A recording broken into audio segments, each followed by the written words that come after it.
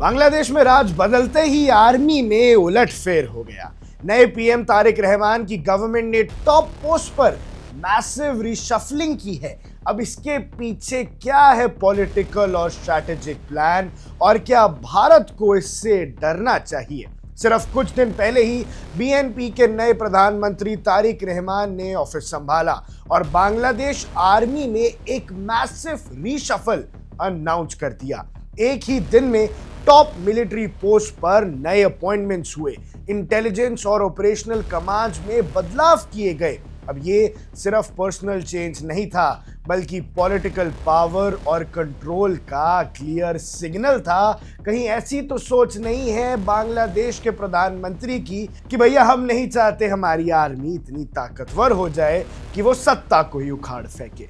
चलिए देखते हैं कौन कौन से ऑफिसर्स को मिले हैं कौन कौन सी पोस्ट और इसकी स्ट्रैटेजिक इंपॉर्टेंस क्या है। Brigadier general MD Hafeezur Rahman को मेजर जनरल प्रमोट करके 55th इन्फेंट्री डिवीजन का जीओसी बनाया गया है।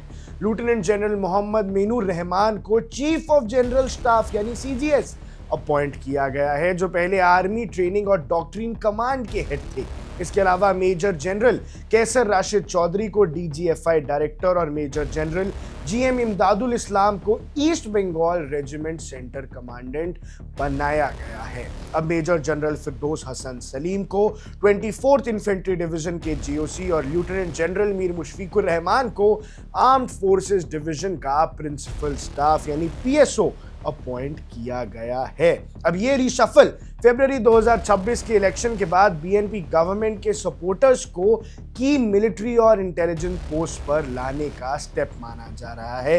यानी जिसने बीएनपी का साथ दिया अब वो ऊंची पोस्ट पे है, जिससे पुरानी यूनुस और शेख हसीना गवर्नमेंट के जो लॉयल ऑफिसर्स थे उनका इन्फ्लुएंस कम हो जाएगा। एक्सपर्ट्स कहते हैं इस गवर्नमेंट को आर्मी का क्लियर सपोर्ट मिलेगा, पॉलिटिकल स्टेबिलिटी ज्यादा होगी और नेशनल सिक्योरिटी पर फोकस रहेगा। इंडिया में तैनात डिफेंस एडवाइजर को वापस बुलाना भी बायलैटरल मिलिट्री रिलेशंस को इंपैक्ट कर सकता है। लेकिन ऑपोजिशन ने इलेक्शन रिजल्ट में मैनिपुलेशन के आरोप लगाए हैं। कहते हैं कि बीएनपी की बड़ी जीत इस इंजीनियरिंग की वजह से मिली है। तो दोस्तों, ये रीशफल सिर्फ एडमिनिस्ट्रेटिव चेंज नहीं है, ये बांग्लादेश की पॉलिटिकल और मिलिट्री लैंडस्केप में एक बड़ा शेकअप है और अगले कुछ महीने में बीएनपी गवर्नमेंट के लिए स्टेबिलिटी और पावर कंसोलिडेशन का टेस्ट होगा और उसको पूरी तरह से कंसोलिडेट करने के लिए बीएनपी के तारिक रहमान ने ये सारे चेंजेस किए हैं। अब दर्शकों, इस पूरी रिपोर्ट से आपको ये समझना होगा कि अब बीएनपी के कहने पर आर्मी ही रीशफल हो गई है, ताकि जो पुराने शेख हसीना के वफादार थे वो अब बांग्लादेश में हसीना की वफादारी ना दिखाएं बल्कि तारिक रहमान की वफादारी दिखाएं। इसीलिए ये पूरा चेंज है और अब बांग्लादेश आर्मी में जो नए चेंजेस आए हैं इसके पीछे के रहस्य पर सोचना पड़ेगा और समझना पड़ेगा भारतीय सरकार को, और देखना पड़ेगा कि कहीं बॉर्डर पार से कोई नई हरकत तो नहीं शुरू होगी। दर्शकों, आप देख रहे हैं वन इंडिया, मैं हूं Ayush Kaushik.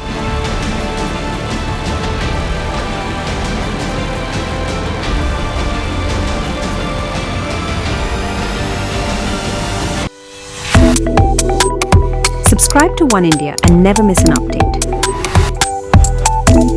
Download the One India app now.